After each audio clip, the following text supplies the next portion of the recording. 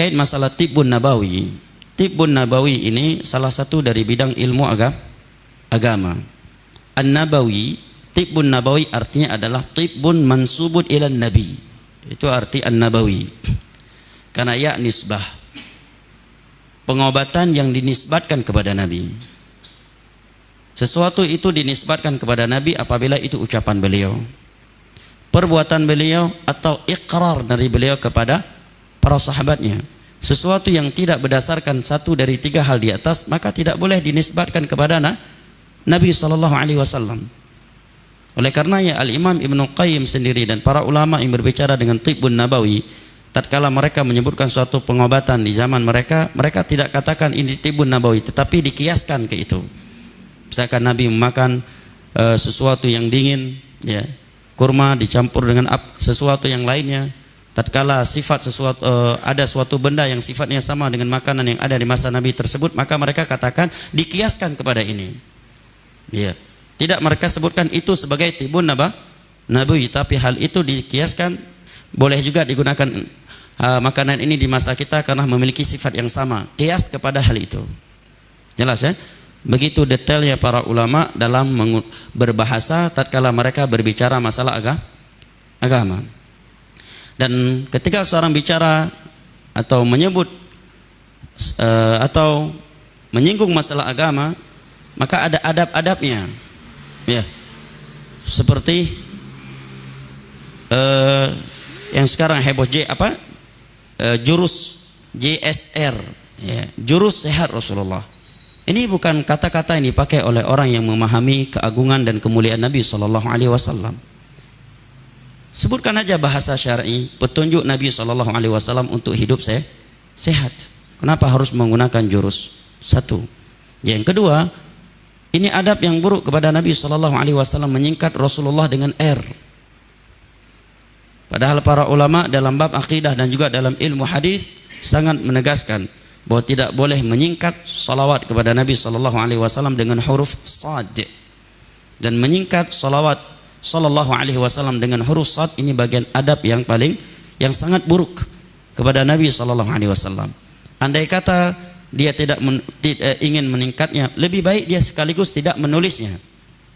Ya, lebih baik sekaligus dia tidak menulisnya. Kemudian orang yang akan membaca tulisan dia tersebut, tentu kalau dia memahami adab bersama Nabi, dia akan bersalawat kepada Nabi sekalipun tiada tulisan salawat kepada Nabi setelah nama Nabi.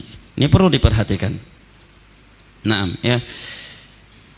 Ditanyakan pas ana umrah haji kemarin kepada Syekh Abdul Muhsin Al-Abbad, Syekh para ulama di masa sekarang, guru besar dan paling senior di kota Madinah dan secara khusus Masjid Nabawi, ketika beliau membahas fikih terkait salawat kepada Nabi SAW. Ada seorang talibul ilmi majlis bertanya, "Wahai Syekh, bolehkah kita ketika sedang mencatat ilmu yang sedang disampaikan, begitu kita menulis nama Rasulullah, kita tidak menulis langsung salawat kepada Nabi karena waktu yang singkat, khawatir akan terluput dari faedah yang sedang dibahas, akan tetapi akan kita tulis setelah selesai kajian." Kata Syekh, apakah menulis salawat kepada Nabi SAW itu bukan faedah? Begitu pertanyaan Syekh. Dalam kan? Ya. Menulis salawat kepada Nabi, apakah itu bukan faedah? Sehingga kamu katakan, nanti saya tulis salawat kepada Nabi agar tidak terluput dari faedah yang sedang disampaikan. Apakah salawat kepada Nabi itu bukan faedah? Bahkan itu adalah intisari faedah. Paham ya? Maka dari sini kita memahami bahwa seorang yang tidak mendalami ilmu agama, secara khusus ilmu akidah, ya, dia pasti akan jatuh ke dalam kekeliruan yang fatal. Ya. Bahkan terkadang dia akan jatuh ke dalam kekeliruan yang kandungannya adalah adab yang buruk sebagai adab yang buruk kepada Allah dan Rasulnya. Ya. Akan tetapi menerima kebenaran itu berat. Makanya sebagian ulama salaf menyatakan ar-ruju'u ilal haqq khairun minat tamadi fil batil. Kembali kepada kebenaran itu lebih baik daripada terus menerus dalam kebatilan. Katakan saja, ya, jangan digunakan lagi kata JSR dan seterusnya. Lebih baik sebutkan Rasulullah. Katakan saja seperti itu. Masalah orang yang mengingatkannya dengan hati buruk ataukah hati baik, serahkan saja kepada Allah. Selama usulan tersebut tepat, ya, maka di sini diterapkan kaidah unzur maqal wala tanzur ila man qal. Lihat ucapannya dan jangan, tak usah engkau melihat kepada orang yang mengucapkannya. Ya, ini saya singgung karena ada kaitan dengan kaidah di atas, ya.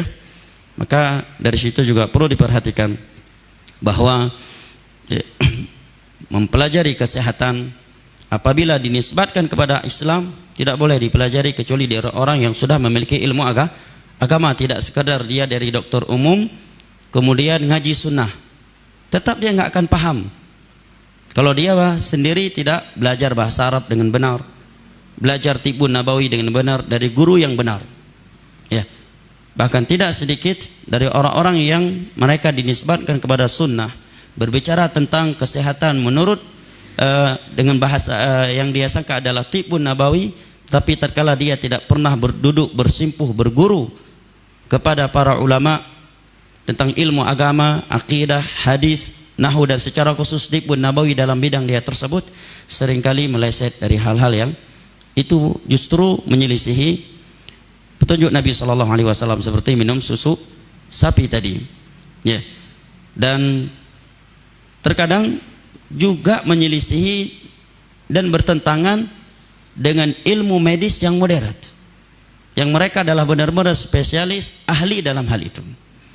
Dia dalam ilmu medis dunia secara teori medis pun menyelisihinya, secara kaedah-kaedah agama pun dia tidak memiliki landasan-landasan yang kuat. Tapi itulah kita sekarang berada di zaman viewer, bukan di zaman thullabul ilm. Nah, ya.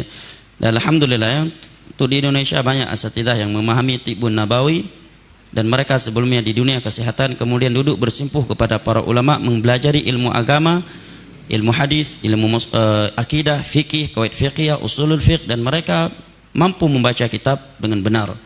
Seperti Ustaz Abdurrahman Dani, salah satu senior saya 8 tahun atau 9 tahun kurang lebih duduk bersimpuh kepada para ulama belajar di Yaman, dan sebelumnya beliau seorang perawat, Ustaz Raihan Bahrain, dan nah, ini yang saya ketahui untuk di Indonesia dari dia ustadz, ya, ilmu kesehatan paham, dan dia memang juga belajar akidah, menguasai ilmu hadis, ya, mustalah hadis maksudnya, bukan ilmu hadis seperti Syalbani tentunya, mustalah hadis, ya, belajar usulul fiqh, belajar qawaid fiqhiyah. Karena ketika belajar mengkaji bidang ilmu agama itu berkaitan semuanya. Misalkan dia belajar ngajar Tibbun Nabawi, mendapatkan sebuah hadis, butuh ilmu mustalah untuk meng-cross check ini hadisnya sahih ataukah tidak. Contohnya dia berbicara secara medis tidak baik tidur pada asar, rupanya hadis tersebut adalah hadis yang palsu, yang tidak bisa diambil kesimpulan hukum medis dari situ. Rupanya hadis tersebut hadis palsu. Atau mengkaji suatu pembahasan mesti ilmiah, ya. Contohnya kekeliruan dalam ungkapan tidak boleh tidur ba'da subuh. Ini akan keliru. Ini keliru, secara larangan tidak ada larangannya. Akan tetapi Nabi SAW menyebutkan bahwa waktu yang paling berkah adalah di waktu pagi.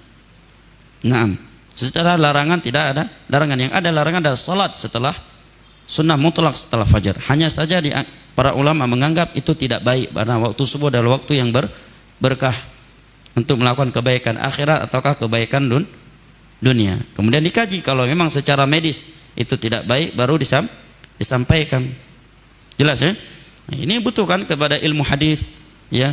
Terkadang juga butuh kepada ilmu fikih. Sebuah Tibbun Nabawi itu dibahas terkadang di dalam kitab-kitab fikih dalam bab al-at'imah.